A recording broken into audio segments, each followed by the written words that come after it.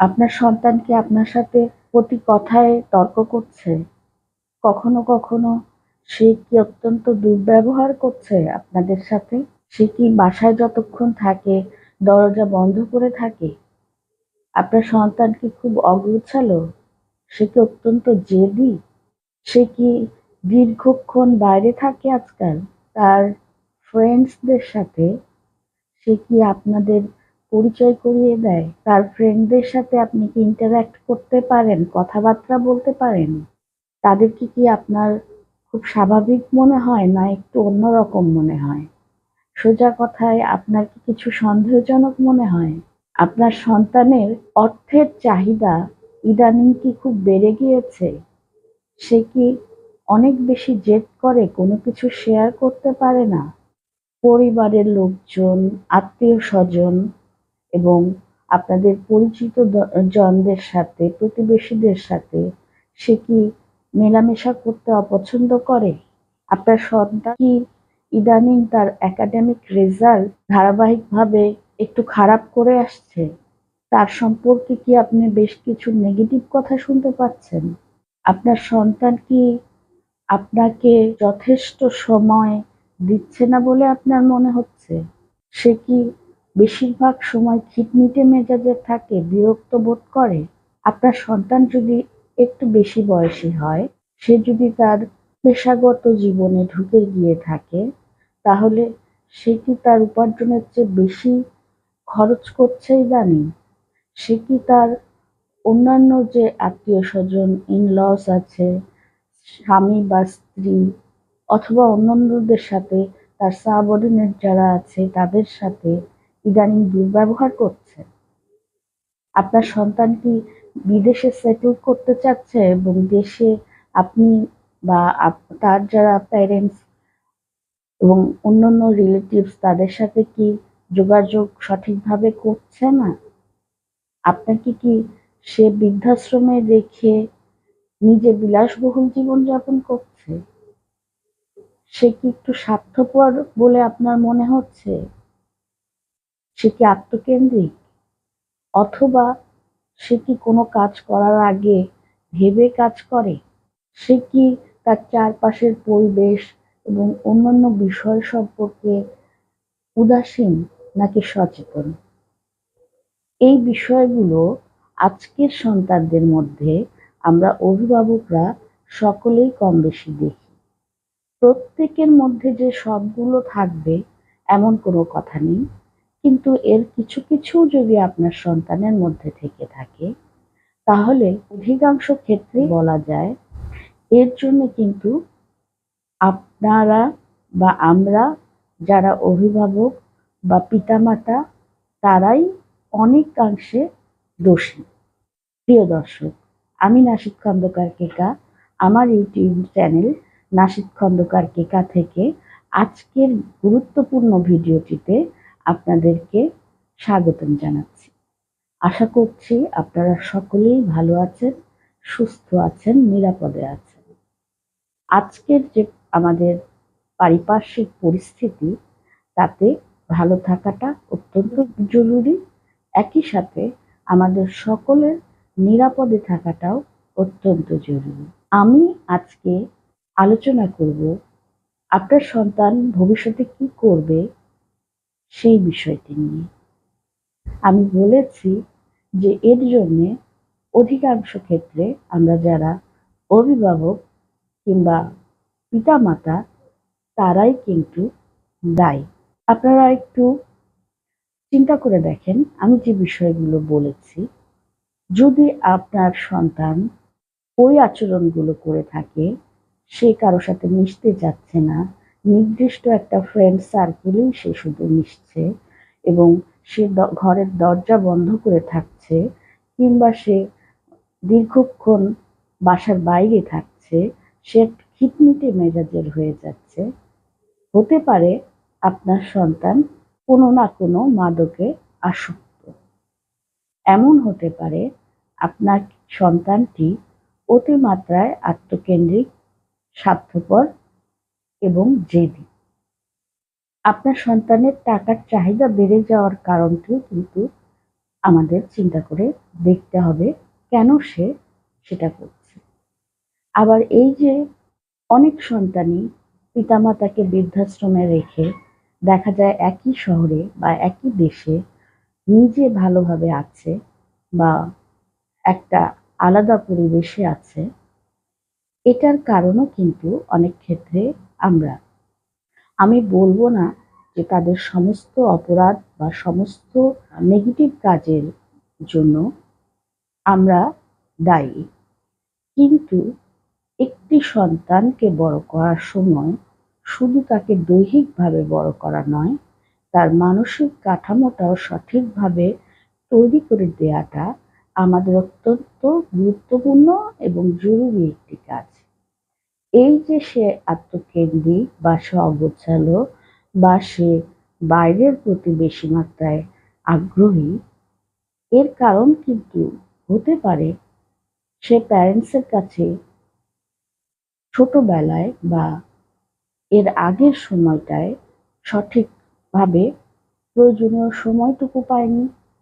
হতে পারে তার প্যারেন্টসদের সে দেখেছে তাদের যে আত্মীয়-স্বজন তাদের সাথে সম্পর্কের ক্ষেত্রে নেগেটিভ কোনো অ্যাটিটিউডে, এবং এটাও হতে পারে সে হয়তো তার পিতামাতার কাছ থেকেই এই স্বার্থপরতা বা আত্মকেন্দ্রিকতার প্রবণতাটাই ধীরে ধীরে আয়ত্ত করেছে। এই যে সে বার্ধক্যাসক্ত হয়ে যাচ্ছে আজকের দিনে, এর কারণ কিন্তু অনেক কিছুই হতে পারে। কারণ হতে পারে পারিবারিকভাবে অবহেলা, কারণ হতে পারে তাদেরকে কোয়ালিটি টাইম না দেয়া, কারণ হতে পারে পারিবারিক বন্ধনটা সঠিকভাবে না গড়ে ওঠা, কারণ হতে পারে তার একাকিত্ব, তার হতাশা, এই সব কিছু।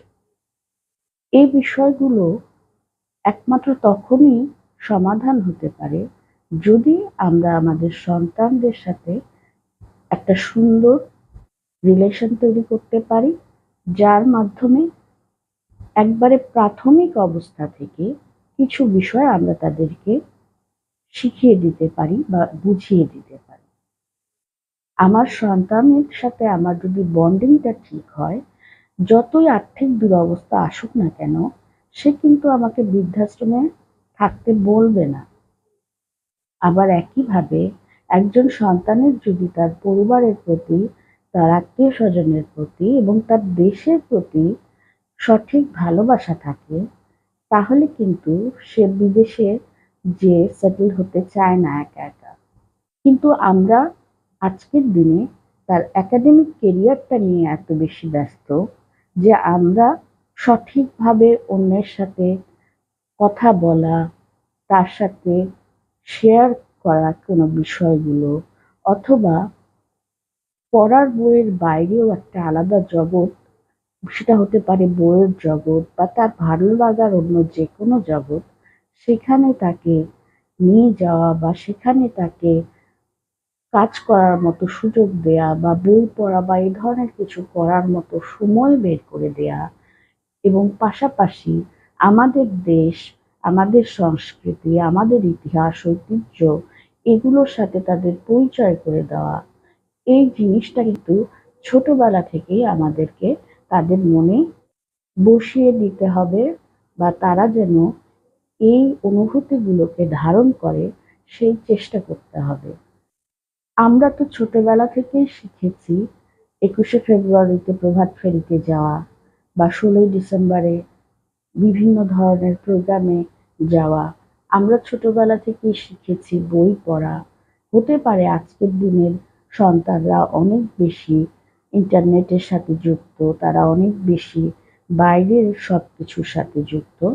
তারপরেও কিন্তু অনেকেই আছে যারা এই ধরনের কর্মকাণ্ডগুলো করে বা এর সাথে সংযুক্ত থাকে। এই বিষয়গুলো কিন্তু আমাদেরকে আমাদের সন্তানকে শেখাতে হবে। আমার সন্তান যদি দুর্ব্যবহার করে, আমাকে বুঝতে হবে অন্যের সাথে কিভাবে ব্যবহার করতে হয়, সেইটা আমি তাকে শেখাতে পারিনি সঠিকভাবে। হ্যাঁ, হতে পারে একটি নির্দিষ্ট সংখ্যক মানুষ সে তার স্বভাববশতই এই ধরনের কাজগুলো করে। অধিকাংশ ক্ষেত্রেই কিন্তু পারিবারিক শিক্ষার অভাবেই আমরা বিভিন্ন ধরনের ঘটনা ঘটিয়ে থাকি। আমার বাড়িতে যদি আমি দেখি, আমার পিতা যে পজিশনে কাজ করেন তার চাইতে অনেক বেশি আর্থিক ভালো অবস্থা আমার। আমার পিতা যে উপার্জন করছেন সেটা সবসময় বৈধ বা যুক্তিসঙ্গত উপার্জন নয়। তাহলে আমার জীবনে দুর্নীতি করতে কিন্তু আমার কোনো গ্লানি আসবে না। আমি নিজে দুর্নীতিবাজ হয়ে আমার সন্তানকে কোনোদিনও নীতিবান থাকতে অভ্যস্ত করাতে পারবো না। সেই কারণে আমাদের নিজেদের মধ্যে এই পজিটিভ বিষয়গুলোকে আয়ত্ত করার চেষ্টা করতে হবে এবং একই সাথে আমাদের সন্তানদেরকেও সেই বিষয়গুলো শেখাতে হবে। আজকে গোটা বাংলাদেশের মানুষ আমরা জানি যে আমাদেরই সন্তানরা একটি যুক্তিসঙ্গত আন্দোলন করতে যেয়ে কি পরিমাণ ভোগান্তি, হয়রানির শিকার হয়েছে। তাদের উপর গুলি পর্যন্ত চালানো হয়েছে। কিন্তু এই সন্তানগুলি যদি সঠিকভাবে চিন্তা ভাবনা করে অগ্রসর হতে পারত, অনেক ক্ষেত্রেই কিন্তু তাদের যে ব্যবহার করা হচ্ছে এই বিষয়টি তাদের মাথায় আসত। যদিও তারা একেবারেই তরুণ, তাদের অভিজ্ঞতা অনেক কম এবং তারা হয়তো সেই তারুণ্যের উদ্দীপনায় উদ্দীপ্ত, কিন্তু তারপরেও আমাদের অভিভাবকদের উচিত তাদেরকে সঠিক পথটা দেখিয়ে দেওয়া। সেই কারণেই আজকে আমি এই বিষয়টাকে আপনাদের কাছে খুব ছোট্ট একটা ভিডিওর মাধ্যমে বলতে চাচ্ছি। আপনার সন্তান ভবিষ্যতে কি করবে, কেমন হবে, কি আচরণের দ্বারা সে প্রভাবিত হবে, সেটা কিন্তু ঠিক করবেন আপনি। আপনি বা আমি, আমরা যারাই অভিভাবক, যারাই প্যারেন্টস, আমাদের সন্তানের কারণে আমাদের কিন্তু তাদের কাছে একটা আইডলের জায়গা নিতে হবে এবং সেই জায়গাটা নিতে গেলে অবশ্যই আমাদের নিজেদের জীবনেও ভালো জিনিসগুলোকে চর্চা করার অভ্যেস করতে হবে। আসুন আমাদের সন্তানদের প্রতি আমরা লক্ষ্য রাখি, তারা কি ধরনের আচরণ করছে, কোন ক্ষেত্রে তাদের মানসিক সাপোর্ট দরকার, কোন ক্ষেত্রে তাদেরকে আরো বেশি সময় দেওয়া দরকার, কোন ক্ষেত্রে তাদের বন্ধুত্বের জায়গাটায় আমাদের একটু হলেও নজর দিতে হবে, তারা সঠিক বন্ধু নির্বাচন করতে পারছে কিনা বা সঠিক সঙ্গ তারা পাচ্ছে কিনা, এই বিষয়গুলির প্রতি আমরা যত্নশীল হই এবং সেই বিষয়গুলি নিয়ে আমরা তাদের সাথে বিভিন্ন সময়ে বিষয়গুলি শেয়ার করি এবং তাদেরকে আমাদের প্রতি আস্থাশীল করে তুলি। একমাত্র প্যারেন্টস বা অভিভাবকদের প্রতি যদি একজন সন্তান আস্থাশীল থাকে, তাহলেই সে তাদের দেয়া উপদেশ বা তাদের দেয়া যে পরামর্শ সেগুলো কিন্তু নির্দ্বিধায় মানতে পারে। আমি নিজেই যদি একজন নেগেটিভ ক্যারেক্টারের মানুষ হই, তাহলে আমার সন্তান আমাকে হয়তো সেটা বলছে না, কিন্তু সেও ওইটা দ্বারা প্রভাবিত হবে। আমাদেরকে সকলকেই পজিটিভ হতে হবে, পজিটিভ আচরণ করতে হবে। আমাদের সন্তানদেরকে আমাদের যে পারিবারিক কাঠামো, আমাদের যে দেশের ইতিহাস ঐতিহ্য, আমাদের যে সংস্কৃতি, সেটার প্রতি আরো বেশি সচেতন করে তুলতে হবে। আমরা হাজার বছরের ইতিহাস নিয়ে গর্ব করি, সেটা নিয়ে যেন তারাও গর্ব করতে পারে, তারাও যেন একটা সুন্দর সমৃদ্ধ দেশ গড়ে তুলতে পারে। মুক্তিযুদ্ধের সমস্ত আদর্শগুলোকে আমাদের এই রাষ্ট্রের বিভিন্ন ক্ষেত্রে তারা প্রতিফলিত করতে পারে, সেই লক্ষ্যেই আমাদের সকলের কাজ করা উচিত। আমাদের সন্তানরা, আমাদের পরবর্তী প্রজন্ম, তাদেরকে আমাদের সঠিকভাবে গড়ে তুলতে হবে এবং তার উপর ভিত্তি করেই কিন্তু তৈরি হবে আমাদের ভবিষ্যৎ। আমাদের সন্তানরা ভবিষ্যতে কি করবে সেটা নির্ভর করছে আপনার উপর, আমার উপর, আমাদের সকলের উপর। আসুন সেই জন্যই আমরা চেষ্টা করি সকলেই ভালো থাকবেন, সুস্থ থাকবেন, নিরাপদে থাকবেন। আর আমার এই ভিডিওটি যদি ভালো লাগে অথবা আর কি কি আপনারা দেখতে চান, সমস্ত কিছুই আমাকে আপনারা কমেন্ট করে বলতে পারেন, লিখতে পারেন, জানাতে পারেন। আমার আজকের ভিডিওটি ভালো লাগলে অবশ্যই লাইক, শেয়ার এবং কমেন্টস করুন, এবং আমার চ্যানেলটিকে এখনো সাবস্ক্রাইব করে না থাকলে আজকেই নাসিক খন্দকার কেকা চ্যানেলটি সাবস্ক্রাইব করুন। আপনাদের সকলের মঙ্গল কামনায় আজকে এখানেই শেষ করছি। সকলেই ভালো থাকবেন।